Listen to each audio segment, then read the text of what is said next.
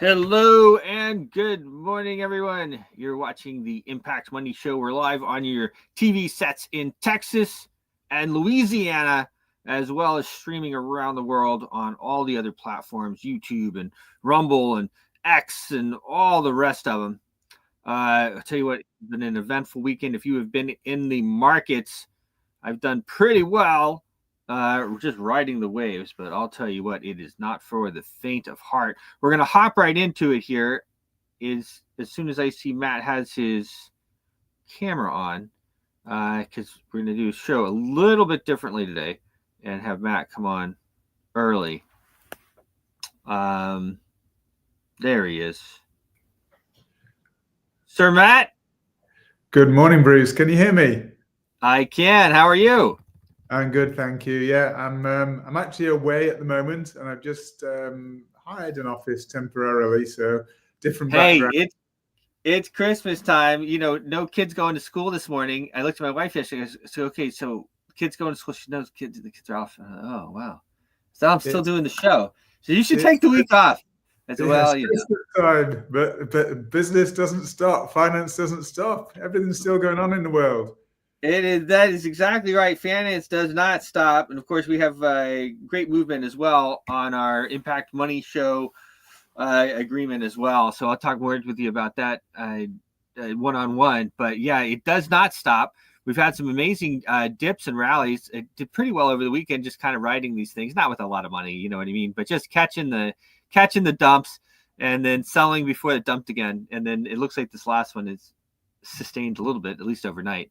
They haven't liquidated a whole lot of people, but yeah, I mean, I'm holding off trading a little bit. The liquidity is a bit thin over this Christmas period, and 40 years worth of experience tells me to, there's loads of opportunities. There's always trading opportunities. So when it's Christmas, time to take it easy. No, you're absolutely correct, and that's that's the extra 20 years of experience. It shows.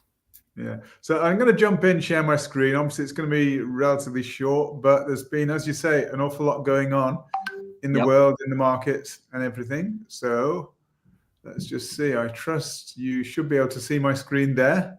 Yes, we're looking at straight into Bitcoin. Bitcoin, yes. So we had what I believe is an ending diagonal, very typical of an ending diagonal pattern we see there, where the actual waves are within a trend line, but ending diagonal, it's not typical 5-wave moves. This is a collection of 3-wave moves, basically.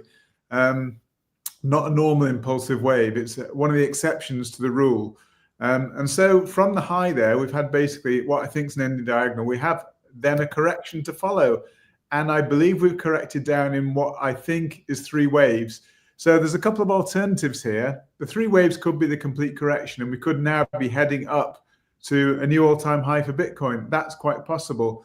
But also, 3 waves could be part of a larger correction. And there's a couple of other clues which tell me that's a real possibility. So I've written here, nobody can accurately foretell a direction. Your task is to make your choice.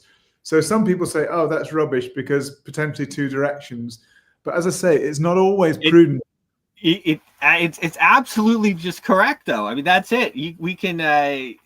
with some degree of probability, say where we think it's going to go, and this is where, but it could also be part of a larger pattern or something else. Yeah, I mean, as I say, it's not always prudent to be in a trade. So for now, I'm waiting to see if we do get another wave down, and see I've got the question marks here for a potential WXY, which is still corrective. That would still tell me there's new all-time highs to come. But to go from here, with the potential for the market to go to all-time high, but also potential to go down, it's highly risky. It's a 50-50 trade. And as a trader, 50-50 is useless odds for me. You're going to lose. You'll lose. Yeah, when you take costs into account and spreads, you're going to lose. Exactly, costs into account. And then also, if you lose your stack, then you don't have the stack to trade. Yeah, absolutely. So what I would wait for is, as I say, this appears to be corrective down. If we have another corrective wave down, we then complete WXY. I would then be a lot more confident of upside being the higher probability than downside. And so then I'll be looking to basically dollar cost average around this sort of area, add to the portfolio, the Bitcoin holding, with a lot greater potential for upside. And then from there, maybe around the 85 to 90,000 area, somewhere around there. And I'd look for the wave count on this final wave down to know when to jump in.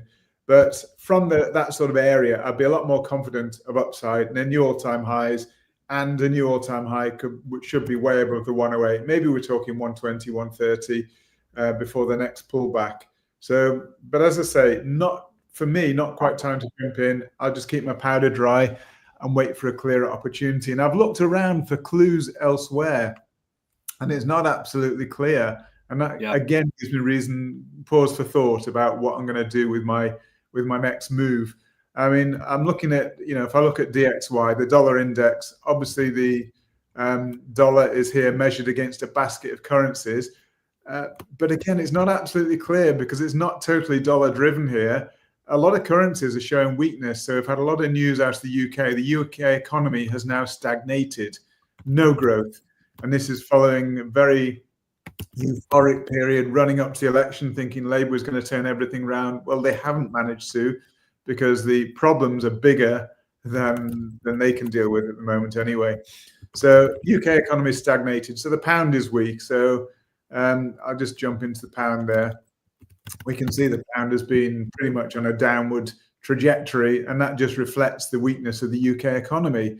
Same with the euro. The Europe is in turmoil with elections, with governments falling, right-wing governments coming in, and with Elon, he can't help. I don't know if he can't help something. That's one way to say it. I mean, he's going to have influence on every single government, it seems like, in the world. Yeah, he's stirring the pot, even in the UK, talking about backing Nigel Farage, who is a very right-wing politician, and he's talking about backing him, giving him millions to push their agenda. So there's a lot at play, a lot of stirring going on. So this is why there's uncertainty, and this is one of the reasons why the US dollar, even though we don't see tremendous strength, we do still see a relatively robust economy, and we see them slowing down with these interest rate cuts. So the Fed have this said that they're going to scale back the expected cuts for next year. They're expecting 4 cuts next year. Now they've scaled back to possibly 2, and probably a pause in January. And then the outlier is Japan, of course, where Japan are actually looking to raise rates. We're not quite sure when, but they raised rates last September, I think it was. And we saw a massive sell-off in the market because of that, the unwinding of the carry trade. And they're looking to raise rates again because inflation's a big problem in Japan.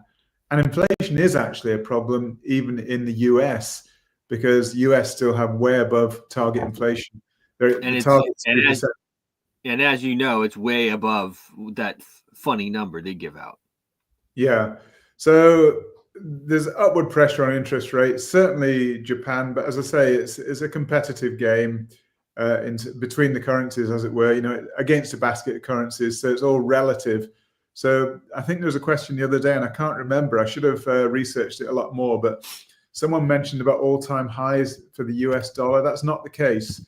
I'll just go back into the dollar index. It looks like all-time high 108, but if I just scale out, I'll just go monthly. In fact, I'll go weekly, probably, just to give us, we can see even on the weekly chart that we're nowhere near all-time highs. So in fact, it looks corrective at the moment, ABC higher corrective. We're probably going to, at some point, complete this C wave and then head much, much lower on the dollar. So looking long-term, we actually had back in, when was this? This was only September 2022. So a couple of years ago, we had the dollar index at 114, and we've had higher than that in the past. I mean, I won't bother scaling back. All I want to say is that basically we've had some kind of wave down. It could even be corrected, but also this is corrective higher. So I'm expecting that we'll get another wave down at some point. So this current rise in the dollar will probably be reversed next year. And I've mentioned that a few times on previous shows. I don't know quite what the reason is, but it's worrisome that there'll be a likely big turnaround for the US. It could be just that they head into basically stagnation, stagnation of growth, because at the moment they're reasonably robust. But remember, we looked at figures on inflation and interest rates and growth.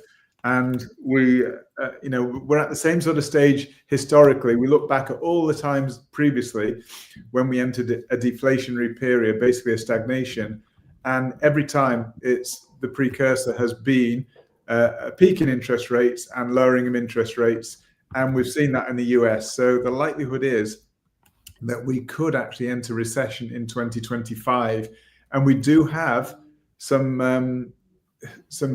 policies from Trump which potentially could hold the US economy back a little bit. So again, this is very political. I don't want to get political, but basically these are potentially negative for growth, and they could even be inflationary. So that would keep interest rates higher, would basically hold growth back. So there's all sorts of factors at play. And then we've got all those geopolitical issues that we've mentioned.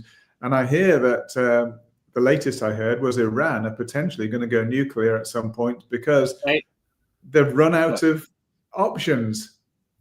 Well, yeah, absolutely. And that's I think the cooling down over in Europe, I mean, that's kind of the talk over here, is that Trump's going to cool things down in Europe and really focus on Iran. That's the deal. That's all the war hawks, they want to go into Iran. Yeah, I mean, basically they used all their conventional weaponry, I think, to attack Israel, and it had basically it was, Israel appeared to have handled it at their ease, as it were, no particular threat whatsoever. So Iran have run out of options from the conventional sense, and maybe they will be forced to go nuclear. We know that they pretty well have nuclear capability. They've been enriching uranium for a long time now to weapons grade uranium. So the risk is there, and I think maybe Trump wants to get a grip of that. But getting a grip of something is never easy, and it can cause ructions and it's problems. like all the old generals say. It's you always think it's going to take shorter and it's going to cost less, and that's the way it always is. So anyway. So just to run through a couple more assets. I mean, SPX, S&P 500. That's weekly, but again, even on the weekly, we can see it turned exactly as expected on the on the regular bearish divergence and this overhead resistance here. It was 100%. It turned exactly where we expected it to turn. If we just scale back to the 4-hour, we'll see the little bit more of context there. We can see that basically, again, we turned exactly where was expected, and we've turned down quite sharply. Potentially further to go down. So that gives me the feeling that probably Bitcoin, that was just a correction so far, and we've got more to go with the correction. So I still expect probably lower to come on SPX. So during this quiet Christmas period, thin liquidity, we may well expect lower prices. I wouldn't be looking, as I say, I'll wait for that and hopefully better prices to get in to go long. Solana's telling me quite a bit as well. If I look into Solana here again. Solana tells a story, doesn't it? You can almost watch where Solana goes and see where the wider market is going to go. Yeah, and when I look at Solana here, we've had quite a move down from the peak. It all looks corrective. So I'm reasonably confident that long term we'll get higher, but I don't think this correction is complete yet. And if I just go onto the 1 hour, this is the 4-hour currently on. If I go onto the 1 hour, we can just see all this choppy movement here is basically telling me probably that correction isn't complete. And I've put these arrows in. They're not necessarily showing exact levels of what I expect. They're just showing directions of what I expect. So from this move down, I expected there to be an ABC move up, which it's working on. It's basically a corrective move sideways, all this overlap sideways, and probably another move down. As I say, it could even move lower than here. So I still think overall it's a correction. So you can see after the correction's finished, whatever level that is, I'm expecting new all-time highs for Solana. Previous all-time high was about $267. We're right now, as we speak, on $184. We could dip 160s quite possibly before we head higher. That would be a great place to jump in, I believe. So yeah, 160 levels, pretty nice. If we dip to those levels, I'll be jumping in long. With even if it goes lower, I won't be leveraging up high because obviously there's potential especially during this thin Christmas period. But I think after it, I think we're going to get a rally, I believe. But for now, I still think we're in this choppy corrective period. Ethereum, again, still nowhere near its all-time high. We had a bit of a move, looks like a reasonably impulsive move up, corrective move down, but I still think the correction is not yet complete before, again, we head up higher. But we've got a long way to go to reach the previous all-time high for Ethereum was 4,800. We're right now on 3,300. So we're way off the all-time high, not like Bitcoin that's still within touching distance, really. Moving over to gold. Gold has actually been reasonably well correlated with crypto. So actually, I like to look at it as a correlated asset. And I can see the move down from the all-time high on gold. It looks corrective to me. It looks like an ABC movement. It looks like 3 waves down. I can't really count this as impulsive, but also the move up is corrective. So that tells me probably another leg down. And if we were to scroll out longer term, we can probably see it better. If we just go onto the 4-hour, again, this movement down looks like a corrective move down. I still think we've probably got a bit lower to go to complete it before we head up higher, but I'm still bullish long term on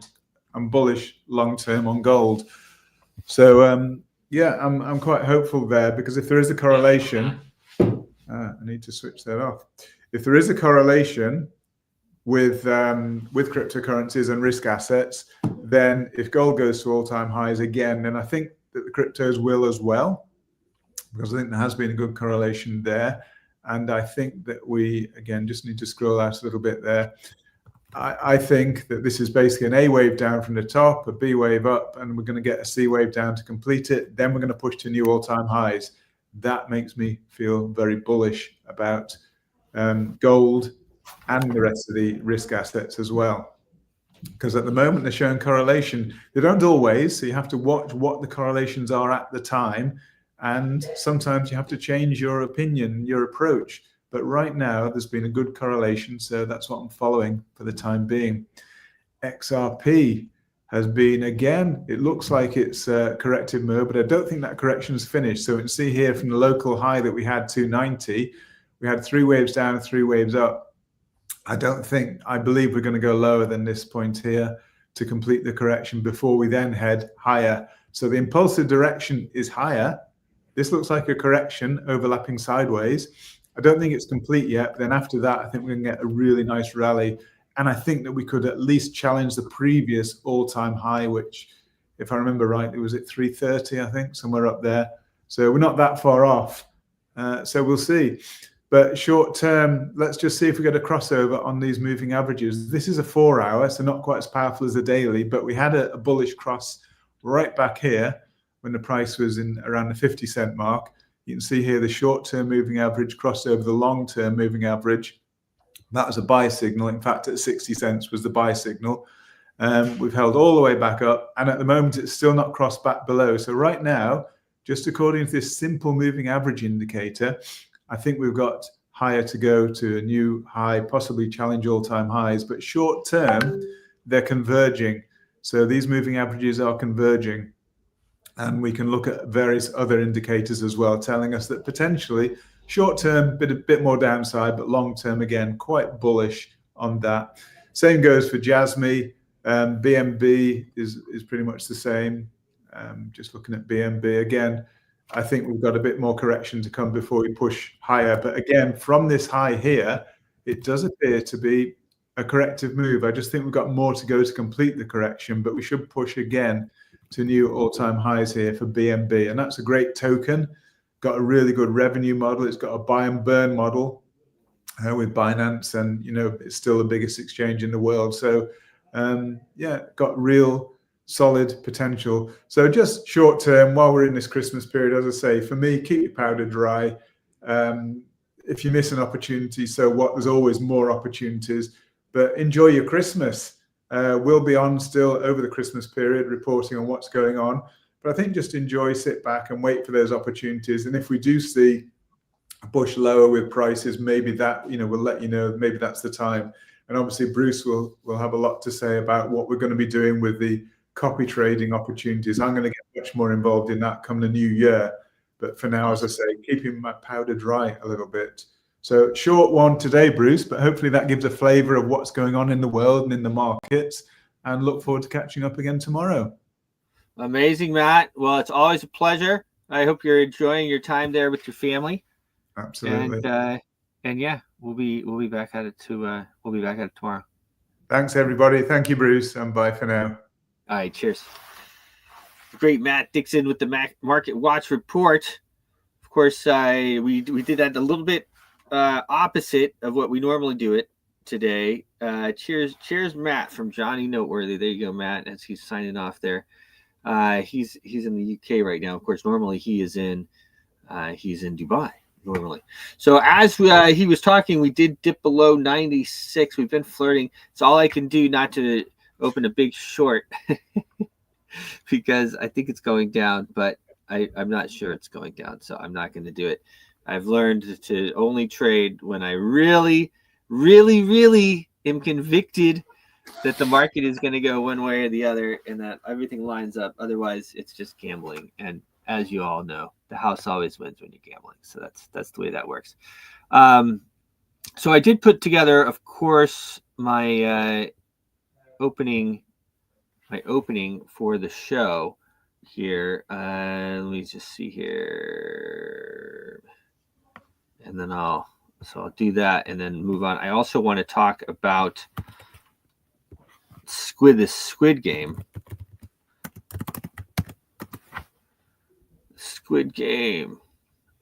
Which is pretty cool. This Squid Game, they're doing their pre-sale. And then, guys, I'll tell you what, we have some exciting stuff as well coming on with the Impact Money Show.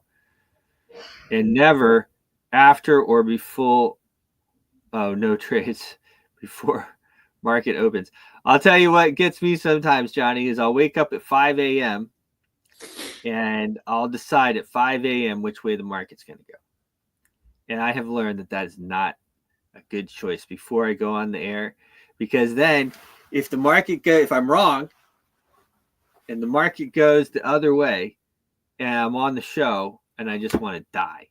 And of course I still have to do the show, and that can be challenging. Still, let me just boom. Okay. Okay, so here's some of the things that this was my opening monologue. Welcome to the Impact Money Show. We slice through the noise and we bring you the financial news that matters most. We're broadcasting live during the festive season, and believe me, the markets are not in vacation mode. Let's unwrap the latest developments and see what's steering the economic ship. Wall Street just capped off another stellar month and quarter with stock indices hitting new peaks. However, the global scene tells a different story. While the Japanese stocks are plummeting, China's markets are reaching for the sky. This dichotomy in Asia's two giants sets the stage for a nuanced discussion on the international market dynamics. Back home, the Biden administration is zeroing in on China's dominance in the semiconductor space, kicking off trade investigation into legacy chips. This isn't just tech talk. It's about the backbone of our digital lives. From the devices in your pockets to the cars that we drive, how this plays out could redefine tech supply chains worldwide. In the corporate arena, we've got a potential game changer with Honda and Nissan rumored to be merging. This isn't just about combining forces, and I mentioned this before. It's a strategic move to counter the electric vehicle onslaught from Chinese manufacturers, highlighting a pivotal moment in the global auto industry. Over in banking, UniCredit isn't backing down from its $10.5 billion bid for Banco BPM, signaling that the consolidation wave in the European finance is far from over. And with whispers of the Federal Reserve mulling over rate cuts and rate increases, the investment community is on high alert, recalibrating strategy to navigate the forthcoming monetary policy landscape, which, of course, you heard the great Matt Dixon touch on that a bit. The monetary policy is changing now with the new administration. And it appears that the central banking cartel they already are signaling that they're changing this as well.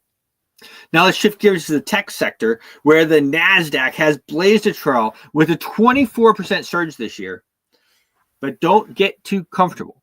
There's a blend of hope and hesitation in the air, especially with India's economic growth showing signs of fatigue and inflation, playing a game of hide and seek. In the world of cryptocurrency, Bitcoin's been on a wild ride, dropping below 92,500. And then that was on Friday, and then 93,500 yesterday, only to bounce back above 96. We're flirting now a little bit under 96, probably about 95.1. Looking at the futures market, 95.96 is what it is. The Christmas pump, a tradition for the crypto community, is under scrutiny this year, with Michael Saylor possibly hitting the pause button in his Bitcoin acquisitions due to regulatory hurdles. We are left pondering whether this could be the catalyst for a price correction or just a blip on the radar. My man buys a lot of Bitcoin. He's the biggest Bitcoin bull who's ever been publicly known. The great Michael Saylor. Let's see here.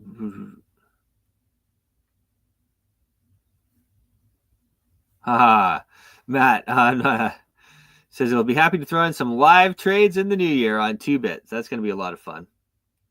And let's wait for the amazing opportunities 2025. There is one thing I've learned working with Matt, and of course Matt's a little bit my senior, a bit, and sometimes it's better just to take your stack and sit it over to the side and have that dry powder ready. It has played out for him a few times. It doesn't always play out though, Anyway, ETF dynamics are also captivating, with BlackRock and Fidelity seeing hefty inflows into their Bitcoin funds, a nod to the growing institutional faith in digital assets. Meanwhile, Grayscale Bitcoin Trust is witnessing significant outflows, raising questions about investor strategy and the impact of fund management fees. So remember, for these guys, every time they move, they make money. That's like one of the funny things about these ETFs. People say, oh, yeah, I have the Bitcoin in the ETF. Well, you want to do anything with it, you got to pay for it.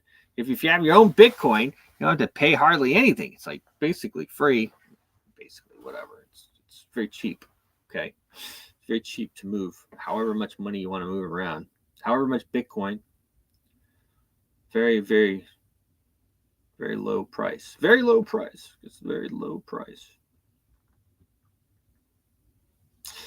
And in legislative news, the U.S. Senate has greenlit a funding bill staving off a government shutdown. The move has been lauded by Democrats and Republicans, each claiming their slice of victory.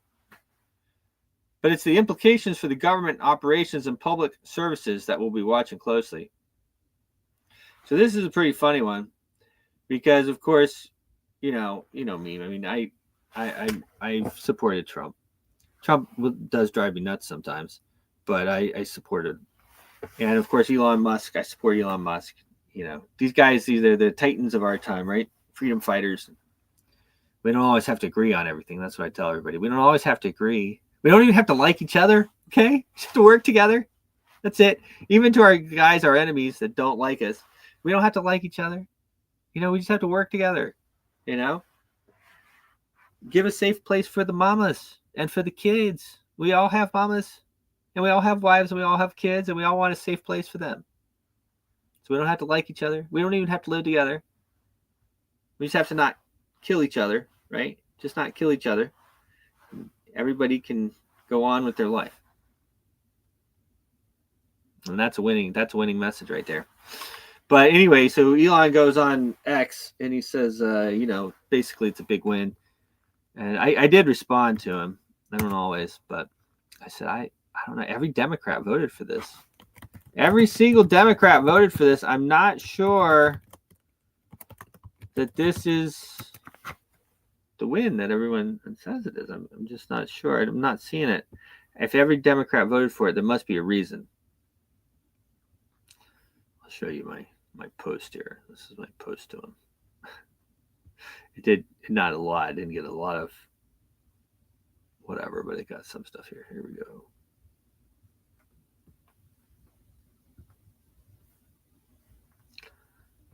So Elon said,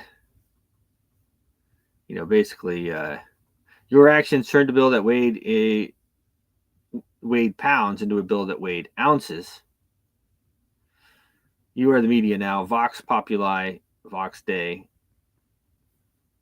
And I said, and look, guys, it's not that I had no illusions about the bill or what was going to happen, to be honest, but I think that we have to be honest with ourselves. Every Democrat voted for the bill. Something's not adding up, my friends. So you can see here, every single Democrat voted for Democrat. Nays, 0. So 0 votes, nay. They all voted yay for the bill. So what was in that bill is the question that they were so excited about voting for.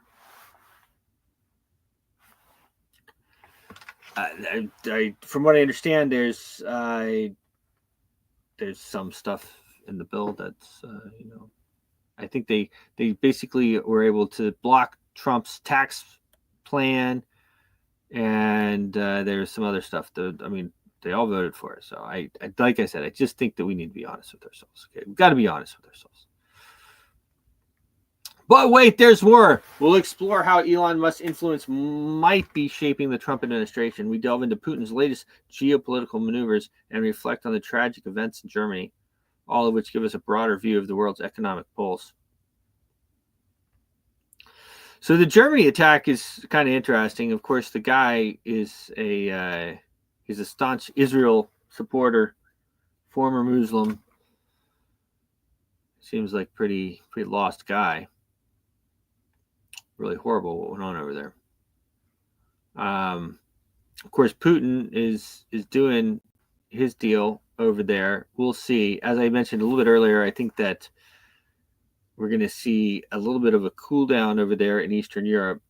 And I think that this new administration really wants to go into Iran, unfortunately.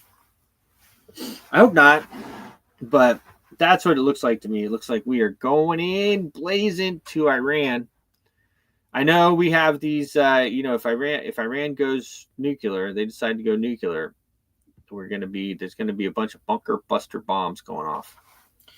Our bunker buster bombs are so good that we can go in with the first bunker buster, go down all those yards, boom, blow it up, and then the second bunker buster goes in, laser pointed directly into the hole, and then boom, and it's over. It's over. There ain't nothing left. You can't go deep enough. Not these days. They might be able to later on sometime, but there's really no stopping the double bunker buster bombs. And you don't want to mess with the USA if that's your strategy. That's a losing strategy, guys. So hopefully Iran, to be honest, I think that Iran has played it cool for the most part. Hopefully they just continue to play it cool. If they want to keep their country and have some peace, they'll continue to play it cool. Well, hopefully, guys, that plays out like that, and then we go from there, right? That is what I would like to happen. That's what I would want to happen. So I talked a little bit last show about Hong Kong. Of course, we are going to Hong Kong. I'm super excited about it. I've been to China, but I've never been to Hong Kong.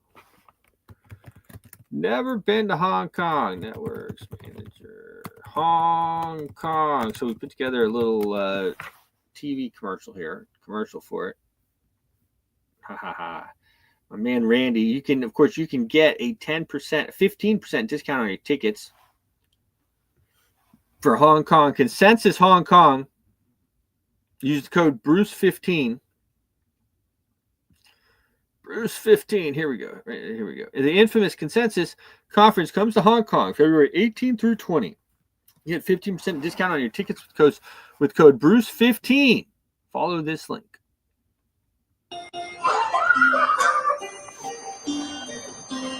I see you at every conference, Bruce. What's going on? Oh, you know, man. Just doing the deal. Are you ready for Hong Kong? Bro, I was born ready. Come on. I know, man. Me too. You know, the exciting thing about Consensus Hong Kong, especially this time, is that with Trump coming into office, now everybody knows that the U.S. market is wide open, and we can all make a lot of money, man.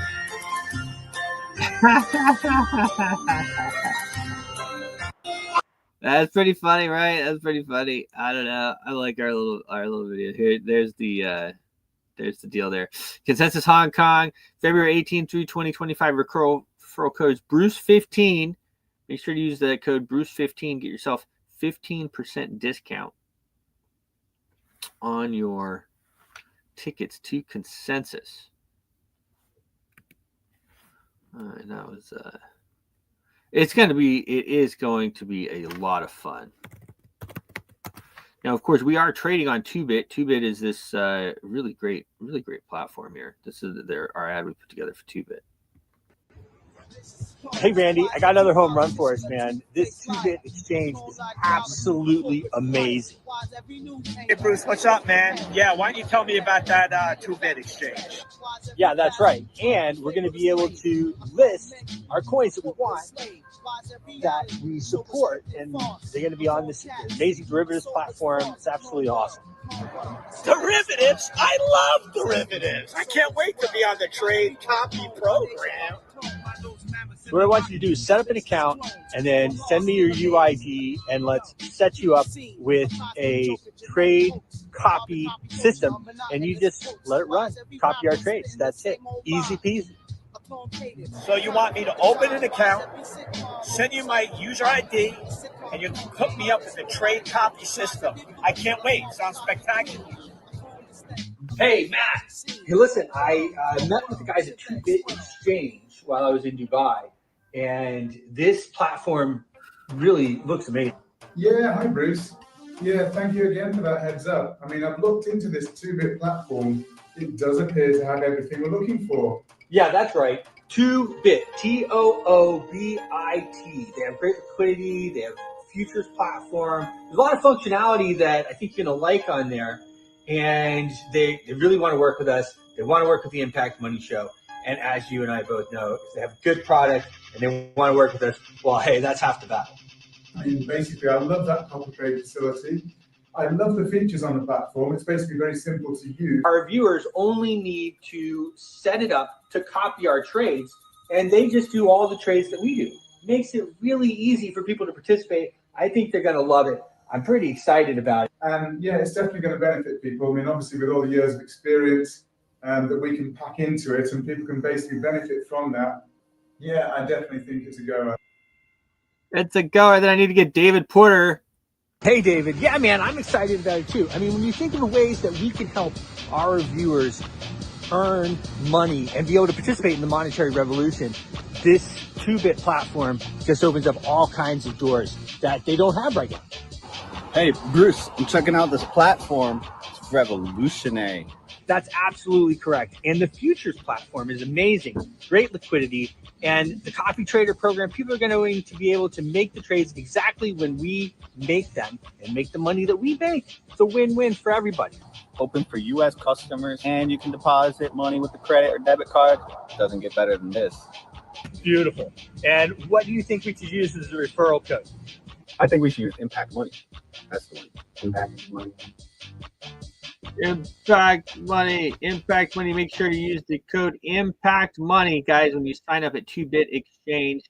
And if you send me your UID, I'll pop you into our private Telegram group as well. We're going to do a lot on this in 2025. You can really make a lot of money trading as long as you're smart, because you can lose a lot of money too. Okay, you can lose a lot of money. So you want to be doing the right thing. Now, of course, it's not financial advice. We're not financial advisors and all that stuff. We're crypto guys. We're really crypto guys. We do this stuff. We do the show. We love it. We do. I mean, it's a lot of fun. It's a lot of fun. And now, guys, we're growing. Okay, I closed the deal, and of course, it's always It's always hard to get the ink, right? That's the devil's in the details. So we've been haggling back and forth on the details of this deal. But 88 more TV stations. 88 more TV stations we're going to be on in 31 different states. Massive, huge move. We will be the largest crypto-friendly TV network in the United States, and I think as well in the world. In the world, we will be helping to change and to set the how everything is, how people advertise, how people perceive crypto, how they use it. Super excited about the whole thing. It is a lot of fun. Speaking of being super excited, I have with me here as well. So this Squid Game, this is caught the attention of quite a few people here. I talked about it on my X feed, and then as well, I mentioned it before, but here we go. So they're doing a pre-sale right now. Their pre-sale ends.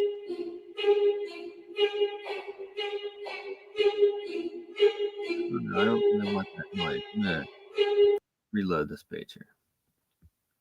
See if that. I mean, the noise is good, but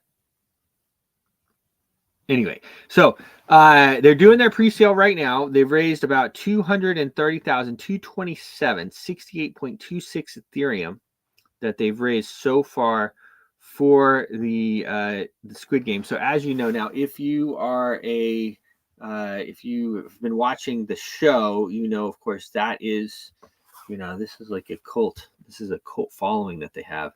So they have the game here. I guess we get the music now. These are some of the photos from the game.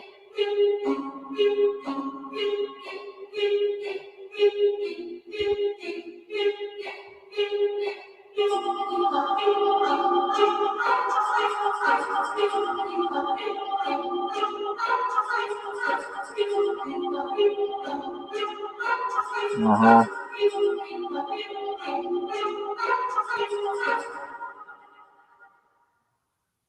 So this is they have the tokenomics here as well. Okay. 400 trillion squid. I don't know if I muted the site. I don't know if that takes it from you hearing it or not. I guess let me check.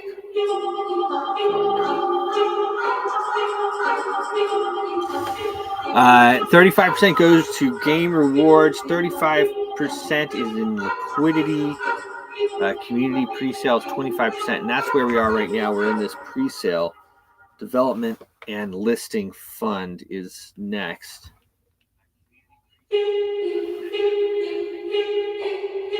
Okay, so you still get the sound. All right, I thought that was the case, but anyway, I'll try to talk loud over it. Of course, it's talking about the show. And then, you know, it's just kind of, you know, it's well put together. And of course, now guys, these are partnerships that we put together, you know, full disclaimer on these. Okay. Don't put anything in that you can't afford to lose. Okay. Anything can happen on these things, but this one is looking pretty nice. Okay. And they appear to have a good team behind it. That's a decent amount to pull in on a pre-sale. It's not massive, but it is decent. Of course, you can click buy right. No, you can't do that here. Earn.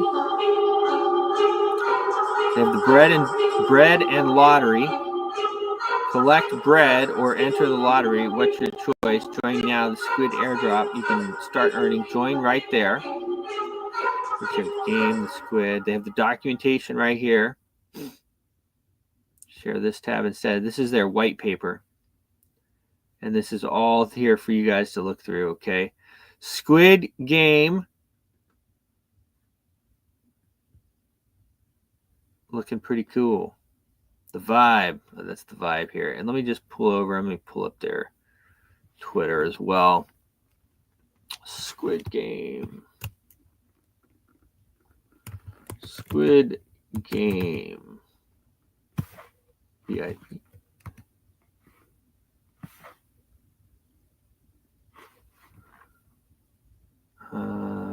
Hold on a second here. Let me make sure I have the right one.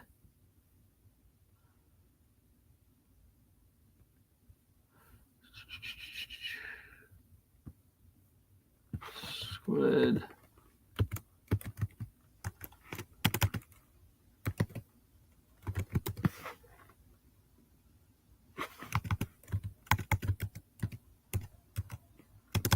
There we go. I think.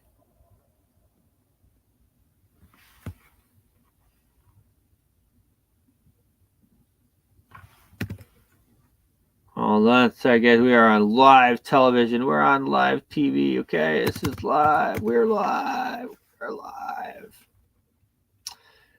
Here is their X account, so you can check out their X account and see what they're doing here. Of course, they're talking about their pre-sale ends in 4 days. That was 2 days ago. So again, like I just said, pre-sale ends in 2 days. And yeah, check them out. Check them out. Squid Game. Squid Game. Looks pretty cool. Indonesia fans bring the Squid Game to life with real challenges, gearing up for season 2 of the Netflix hit. Squid presale is live.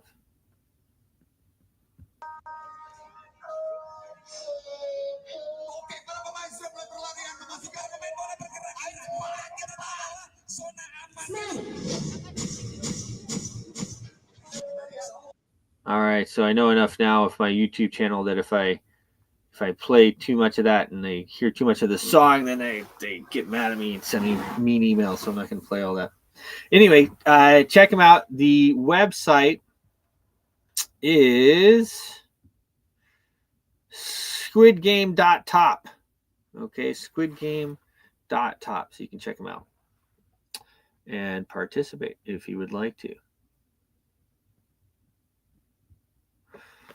All right, so here we are. It's 2 days away from Christmas, guys. It's 2 days away from Christmas. I am reminded that back in 1913,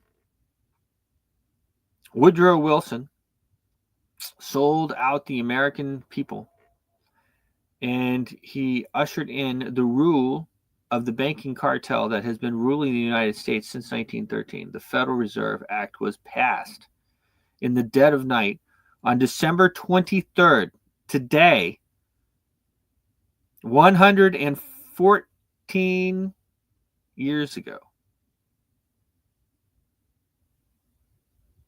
113 years ago, 14 years ago, whatever it was. The banking cartel went to Woodrow Wilson and they funded his election campaign. And they said, look, here's the deal, Woodrow. We'll give you all the money you need. We will finance every project that you want to finance. You will never default on any loan.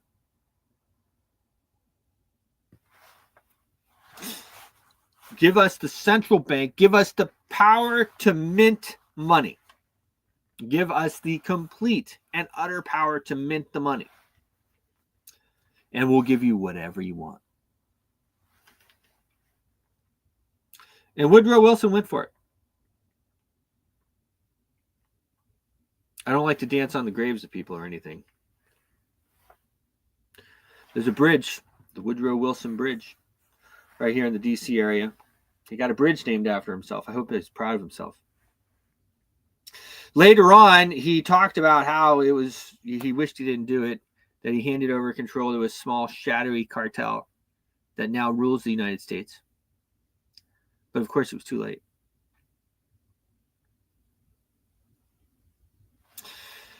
They have ruled us since then. Congress is but a puppet show, because the central banking cartel pays the salaries of your Senate and Congress members. I actually had a post kind of go back and forth on that. It's worth reading because I answered the guy fairly well, and he says, yeah, you're right. Beg your pardon.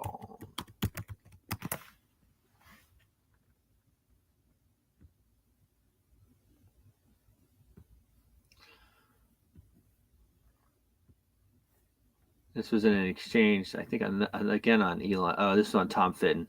I said, that's why he says breaking the establishment congressional Republicans don't want citizens meddling in their affairs. I said, that's why they've been telling everyone that the U.S. is a democracy instead of a republic. A democracy, like Congress wants to rule. Let me just say that a little bit differently, the cadence, so it reads better. That's what I've been telling everyone. That's why they've been telling everyone that the U.S. is a democracy instead of a republic. A democracy rules like Congress wants to rule, with the citizens having little to no input. But a republic is ruled by the people. Watch this, I said. And this is just a couple minutes here's worth of watch, and then I'll go on. A democracy is a political system in which the people periodically, by majority vote at the polls, select their rulers. The rulers then have absolute power to make whatever laws they please by majority vote among themselves. In a constitutional republic, the people also, by majority vote at the polls, select rulers, who make laws by majority vote among themselves. But the rulers cannot make any laws they please because the Constitution severely restricts their lawmaking power. The ideal of a democracy is universal equality. The ideal of a constitutional republic is individual liberty. In this century, great strides have been made toward the goal of subverting our republic and transforming it into a democracy. The foremost tactic of the subverters is subversion of language.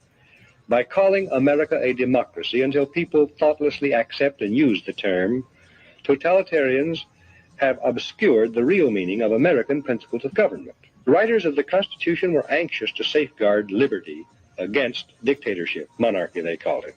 But their chief anxiety was to protect the country against democracy. Edmund Randolph, delegate to the Constitutional Convention from Virginia, said the general object of the convention was to provide a cure for the follies and fury of democracy. Elbridge Gerry and Roger Sherman, delegates from Massachusetts and Connecticut, urged the Constitutional Convention to create a system to eliminate the evils that flow from the excess of democracy. Alexander Hamilton, delegate from New York, said, "We are now forming a Republican government. Real liberty is not found in democracy. If we incline too much to democracy, we shall soon shoot into a monarchy." John Adams, one of the giants of the American Revolutionary period, said, "Democracy will envy all, contend with all, endeavor to pull down all. And when by chance it happens to get the upper hand for a short time, democracy will be revengeful, bloody, and cruel." America was founded not as a democracy, but as a constitutional republic. We pledge allegiance to the republic, for which our flag stands, not to a democracy. The Constitution requires a republican form of government for all states, but does not mention democracy, and neither does the Declaration of Independence or the Bill of Rights. Someone asked him what kind of government the convention had given America, and Franklin replied, "A republic, if you can keep it." Very old and very wise, Franklin saw through the mists of time to the day when Americans might trade their freedom in a constitutional republic for the promise of government guaranteed equality and security in a democracy. And beyond that, to the day when democracy inevitably degenerates into dictatorship, guaranteeing nothing but poverty and serfdom for the people it robs and rules. So there you have it, folks, and that's why they've been telling us our whole lives that we are a democracy. We're a democracy, we're a democracy, democracy. John Ingle said, "We don't have rulers, we have employees." I said, "I beg your pardon." And sometimes I come across a little rough, so I didn't mean to come across rough. "I beg your pardon. We currently have rulers. They are the banking cartel who own the Federal Reserve in the United States. They have bypassed the Constitution and changed the republic to a pseudo-democracy. We kind of elect leaders, but they answer to the banking cartel. And before you say that we pay elected leaders through taxes, that's not true either. The taxes are paid to the banking cartel only so that you don't have the dollars to spend, because that makes inflation go up even more. When Congress wants money to pay their salaries for war or their pet projects, they ask their bosses for it. You guessed it. They ask the Federal Reserve. That's the way it works, folks. That is the way it works. Yeah, sometimes they say it better than I can, and it's good to bring on that third party stuff. Well, that's a wrap for us today, folks. Another great show. We have a lot of exciting stuff going on, of course, with the growing of the network. We're super excited about it. I'll tell you what, we'll be in front of a lot of people, and 2025 is going to be a heck of a year. Of course, we are a little bit over 1 year of doing the show. It's an absolute pleasure. We will be back on your TVs at in 2 hours and in as well 4 hours. And I don't know. I'll replay this about 4 or 5 times during the day. I think in local Texas time, it'll replay again at 8 a.m.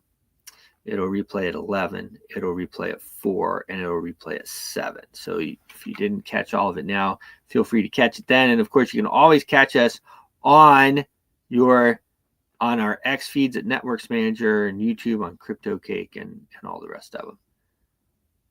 Wait a minute. Here we go. Boom. And that is, my friends, a wrap. Cheers. Your voice is powerful. When combined with social engagement, it's a force for change. Decentralized media paired with free speech is the catalyst for an empowered world and a unified, invaluable ecosystem. Join Global Boost, become a champion of free speech, and help to reshape the future of media.